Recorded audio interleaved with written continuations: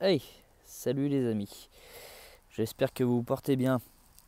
Alors petite vidéo aujourd'hui en ce vendredi 1er mars 2019. Il fait 9-10 degrés, il est aux alentours de 17 heures. Donc j'ai décidé de faire une petite vidéo pour vous montrer l'évolution du jardin par rapport aux deux dernières vidéos que j'avais faites. Alors deux dernières vidéos qui comportaient une sur la semence de fèves et une sur la semence de laitue en forçage. Alors malgré les températures relativement basses, à part cette dizaine de jours passés où on a eu des températures hautes jusqu'à 24 degrés, les semences ont commencé à se développer. Il a fallu attendre un petit peu malgré le forçage. Alors on peut voir que la laitue a commencé, ça y est, à sortir tranquillou. Donc, elle sort tranquillement, donc j'allais laisse faire. J'ai découvert, j'ai enlevé euh, le tunnel peut-être un peu tôt, mais c'est un test à voir. On voit qu'il y a encore de la germination qui se fait ici. Ça lève tranquillement. Tranquillement, ça fait son petit bonhomme de chemin. Donc naturellement, cette période de chaud a permis la levée de ces laitues. Alors on a depuis aujourd'hui retrouvé un peu le froid, à vrai dire, par rapport à cette période.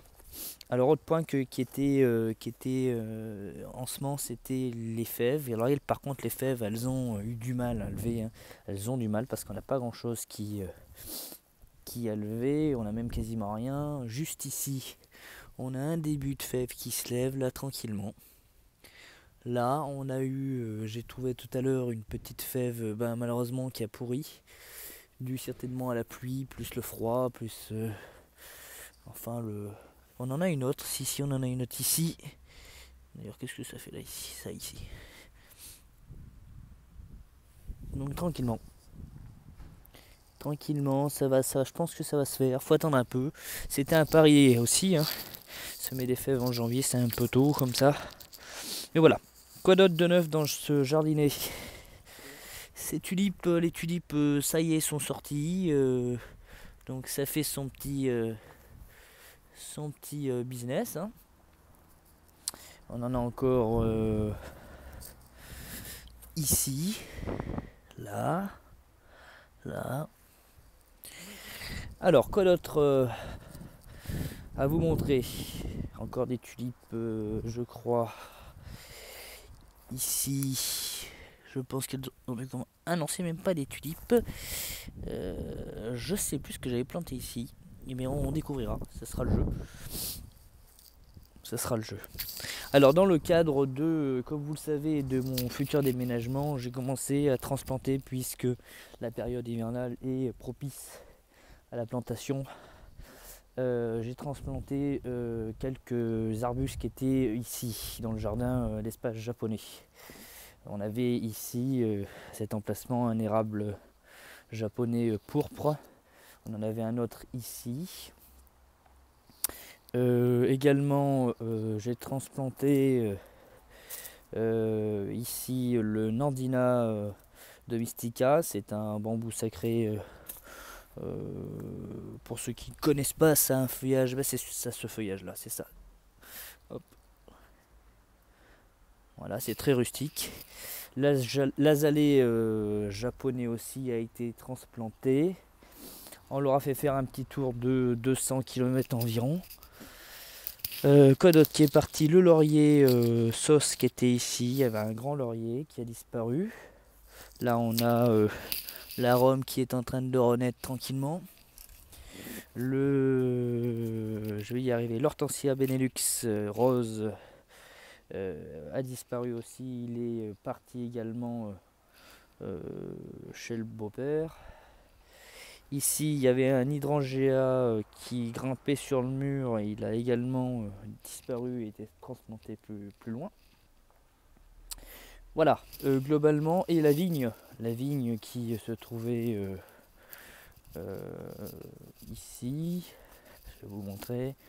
Alors c'est un petit peu le bazar, mais bon, la vigne qui se trouvait ici le long a donc été transplantée aussi dans la belle famille. Donc voilà, le choucal qui repart tranquillement. Alors lui, il avait souffert des chenilles, mais ça y est, hein. La blette qui se porte à merveille, qui pourtant a souffert durant la saison dernière. Alors, et ben dis donc, il y en a partout, hein. Notre choucal qui a aussi repris merveilleusement bien, je suis assez satisfait. Alors ici sur ces deux parcelles qui étaient en friche parce que je ne les avais pas touchées, j'ai fait deux tests. Vous avez au fond une parcelle ici, celle-ci, dans laquelle j'ai semé des épinards. Rien qui vont me dire ah, c'est pas la saison des épinards, mais moi j'ai envie de tester. J'ai envie de faire des tests puisqu'on a dit que cette année c'était la période des tests. Alors allons-y, on verra bien puisqu'on a une période de réchauffement. On va bien voir, et vu qu'apparemment elle va durer, aujourd'hui ça fait partie des journées les plus froides, on devrait avoir une germination, donc une levée qui devrait se faire. On verra. On fait des tests, on verra bien. Sur la seconde partie qui est ici, j'ai semé de la mâche coquille de louvier. Cette même mâche qui n'avait pas réussi la saison passée. Non, je vous dis des bêtises, c'était pas la même. Celle-ci, c'est une mâche coco. Je suis désolé pour le bruit derrière. C'est les joies de la ville. Et alors, on verra bien.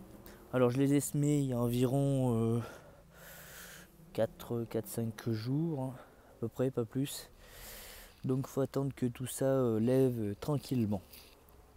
On va faire un petit débriefing sur ce qui est possible de semer et planter en cette période. Alors naturellement vous pouvez commencer à semer vos radis puisque la période de radis le mois de mars est propice aux radis. Vous pouvez à l'intérieur c'est le grand moment de s'occuper des semis de tomates, semis d'aubergines, quoique l'aubergine si aubergine aussi, poivron, toujours en intérieur en période chauffée, hein, parce que la tomate a besoin d'à peu près 20 degrés pour germer. En extérieur, comme je vous l'ai dit, vous pouvez tester donc les radis. Vous pouvez planter également, si vous voulez, en jardinerie, vous pouvez planter des plants de laitue également, ou semer même de la laitue. Vous voyez, ça marche, ça sort. Alors ça prend du temps naturellement parce que le froid ralentit la croissance du végétal, mais c'est possible, on peut le faire en cette période. Quoi d'autre que je dois oublier qu'on peut semer? Alors je vous dirai si la semence d'épinards en mois de fin février est propice ou pas, ou la semence de mâche aussi, je vous tiendrai au courant de tout ça. Ça, vous le verrez sur les prochaines vidéos. Si, on peut commencer à semer les petits pois. Alors par contre pour les petits pois, je vous déconseille d'arroser. Vous arrosez une fois, mais vraiment léger. Si vous voyez qu'il y a une période de pluie qui tend à venir, attendez que la période de pluie arrive, parce que c'est une fève et ça va pourrir. Avec l'année dernière, je les avais sur cette parcelle moi ici. Il a pas cessé de pleuvoir, il a fallu que je ressème 3 fois tellement que ça pourrissait au fur et à mesure. C'est fragile en termes d'humidité le petit pois.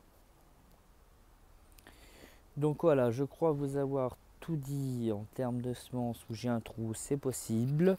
Vous pouvez suivre naturellement les actualités sur la page Facebook La Vallée du Potager, comme vous le savez.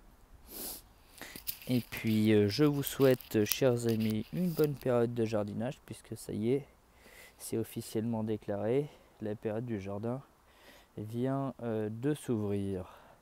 J'ai retiré ici, et ce sera le mot de la fin, les betteraves qui étaient là, afin de laisser place aux tests de laitue qui vont bientôt arriver. Je vous souhaite à tous une bonne soirée et puis un bon jardinage, un bon potager, et je vous dis à la prochaine vidéo. Ciao à tous.